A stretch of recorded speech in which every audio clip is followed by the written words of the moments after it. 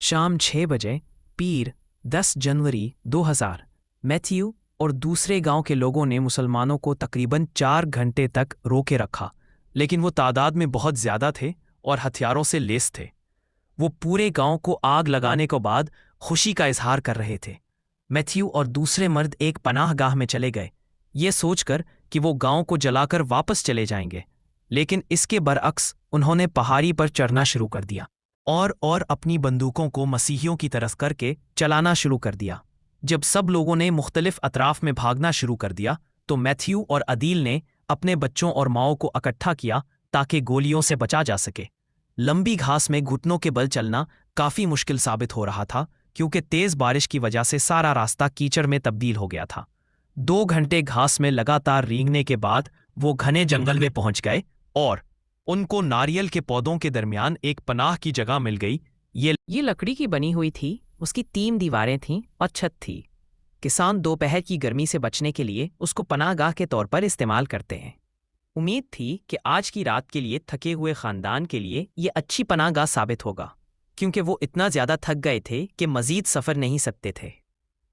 Christina और Cristiano फौरन ही सो गए। खानदान के बाकी अफराद की तरह बच्चे भी कीचड़ से भीगे हुए थे और पनाहगाह की छत से पानी टपक कर बच्चों पर पड़ रहा था। अदील की बर्दाश्त खत्म हुई और आंखों से भी पानी बरसने लगा। मैथ्यू और अदील ने मिलकर दुआ की और फिर वो दोनों अपनी अपनी माओं के साथ इस खौफनाक रात को गुजारने के लिए बैठ गए। क्रिस्टीना और क्रिस्टियानो तो जागने के बाद कुछ देर तक बैठे अपने बड़ों की तरफ देखते रहे। वो उम्मीद कर रहे थे कि उन्हें कोई तसल्ली देगा, लेकिन सब लोग खामोश थे। कुछ देर के बाद क्रिस्टियानो बोला, अम्मी मुझे भूख लगी है। अदील ने बच्चे को गोद में लिया और रोना शुरू कर दिया। मैथ्यू ने उसे हौसला दिया और कहा, अदील मत रो, मैं खाना तलाश करके लाता हूँ। लेकिन अदील के आंसू नहीं रुक रहे थे, क्योंकि वो अपनी आंखों के सामने अपनी बच्चों को परेशान देख रही थी। मैथ्यू तबाहशुदा गांव में खाने की तलाश में जा रहा था। अदील ने उसको मना किया, लेकिन वो जानता था कि जिंदा रहने के लिए खाना तलाश करना ज़रूरी है। मैथ्यू के जाने के बाद वक्त बहुत आहिस्तगी से गुजरता महसूस हो रहा था। अदील बहुत खौफजदा थी। इस खौफ की वजह से वो अपने ख़ानदान को वापस जंगल में ले गई। वहाँ वो गांव के बाकी लोगों से मिले जो कि मकई के खेतों में छुपे हुए थे। अदील बच्चों और अपनी बुजुर्ग माओं को लेकर खेत में चलने लगे और उन्होंने पक्का हुआ अनाज जमा करना शुरू कर दिया। आखिर उन्हें कुछ तो खाने के लिए मिल गया। कुछ देर के बाद मैथ्यू कोका कोला की 12 बोतलें लेकर आया।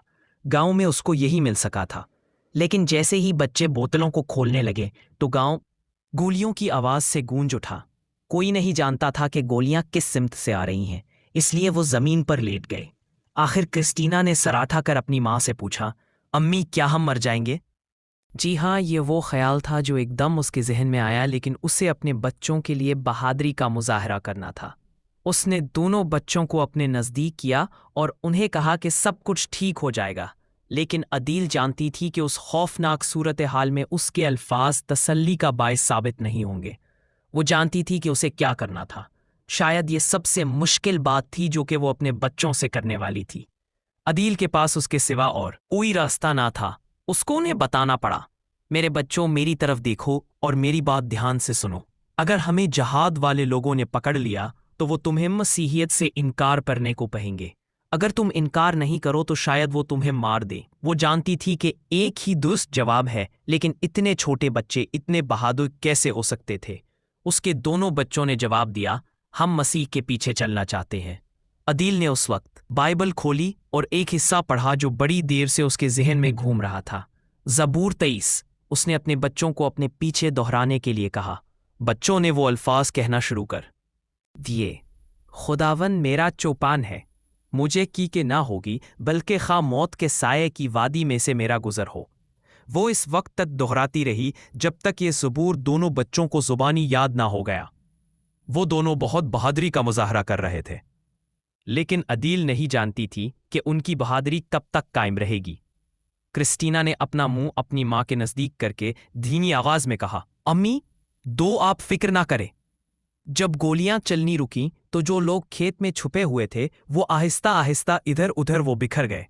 अदील हेतियो और इसका खानदान दोबारा जंगल की तरफ रवाना हो गए और मजीद 2 दिन तक सफ़र करते रहे। وہ رات کے وقت بھی چلتے رہے اور صرف 2 گھنٹے کے لیے سوئے۔ راستے میں گاؤں کے کچھ اور لوگ ملے جنہوں نے بتایا کہ گاؤں کے کچھ عیسائیوں کو مارا جا چکا ہے۔ اس خبر سے پریشان ہو کر وہ اپنے خاندان کو اور زیادہ گھنے جنگل میں لے گیا۔ سب لوگ تھک چکے تھے اور بچوں کو اس سے زیادہ چلانا ممکن نہ تھا۔ اب ان کے پاس تھوڑا سا دودھ بچ گیا تھا اور بچوں کو بار بار بھوک محسوس ہو رہی تھی۔ راستے میں ان کو میتھیو کا باپ اور بھائی بھی ملے۔ وہ ایک ایسی جگہ پر پہنچے جو کہ میتھیو کے خیال میں محفوظ تھی اور بچوں کے بیٹھنے کے لیے خشک کھجور کے پتے جمع کیے۔ ان کو پاس ہی سے ندی کے بہنے کی آواز آئی۔ میتھیو اور اس کے بھائی نے سوچا کہ وہ کھانے کی تلاش میں وہاں جائے۔ کرسٹیانو چھوٹا ہونے کی وجہ سے یہ بات نہیں سمجھ سکتا تھا کہ ان کو اتنے دنوں سے کھانا کیوں نہیں مل رہا۔ اس نے اپنی امی سے کہا کیا کچھ چاول اور مچھلی مل جائے گی؟ عدیل نے کہا کہ تمہارا ابو بھی آ جائے گا اور شاید وہ مچھلی بھی لے آئے۔ عدیل نے اس کی ہمت بڑھانے کی کوشش کی لیکن وہ جانتی تھی کہ میتھیو کے لیے کھانا تلاش کرنا کافی مشکل ہوگا۔ اس لیے اس نے کرسٹیانو کو اپنے ساتھ لگ اسے لوری دینا شروع کر دی۔